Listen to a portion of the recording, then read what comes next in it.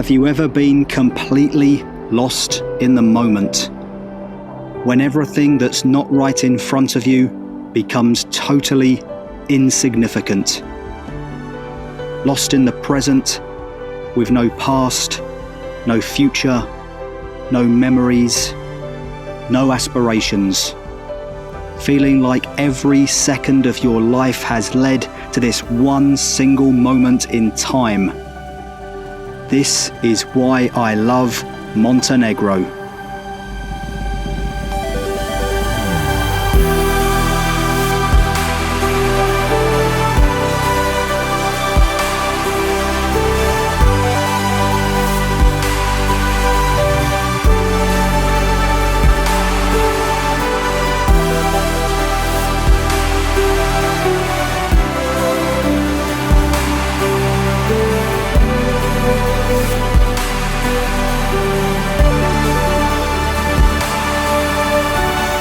Hi, I'm Matt. I spent 7 days driving around southwest Montenegro, losing myself in the vast mountains of Lofren and Vermak, and finding myself in countless towns and villages lining the coastline of Budva Bay.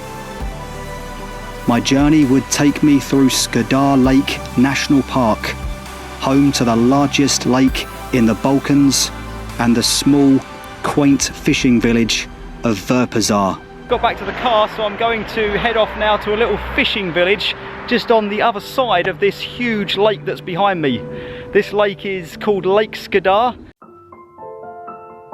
After a day on the lakes, I headed west to the Adriatic coastline, overlooking the luxurious island resort of Sveti Stefan, before retreating to a tiny church in the hills above the sea to capture some unforgettable shots of the setting sun.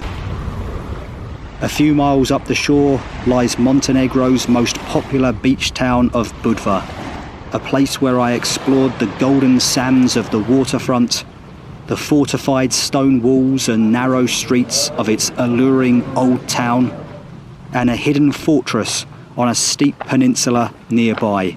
So I'm now about halfway along the beach. I'm walking kind of parallel to where I was this morning, where all those souvenir shops were, and probably got about a 20-minute walk to get to the old town, but that is my next port of call. Leaving Budva behind, I stopped by Tivat, the Monte Carlo of Montenegro, a plush, ritzy town famous for its expensive yachts and glamorous marina, before proceeding to the Bay of Kotor, which took my trip to the next level. I think I've just climbed the last of the 1,350 steps up to this castle. The sun behind me doesn't set for another hour and a half, but you maybe can see that the mountains are so huge around here, it's probably going to slip behind them in about 20 minutes.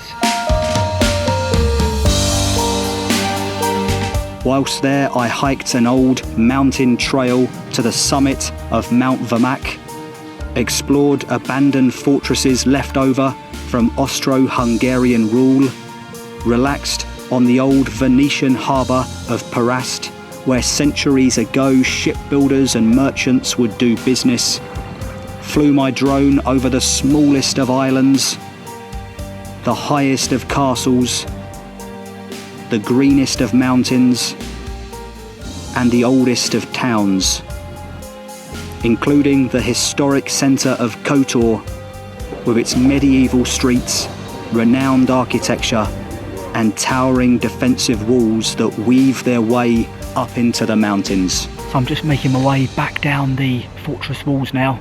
Probably got about 45 minutes to get back to the old town.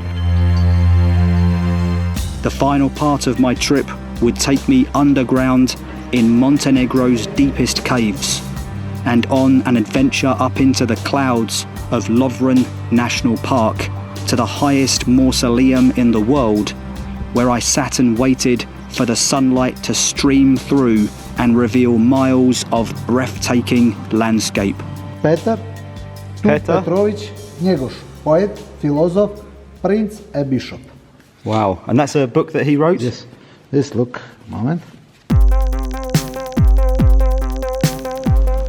that left just enough time to stop by the country's former capital Centene, noted for its 18th century monastery and stunning viewpoints, and the current capital Podgorica, famed for its blend of modern infrastructure and buildings dating back to Roman and Ottoman rule.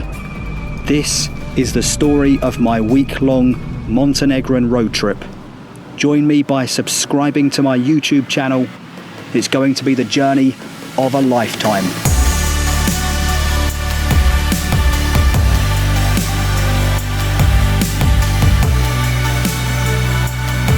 Well, there we go. Perhaps Montenegro summed up in a single image.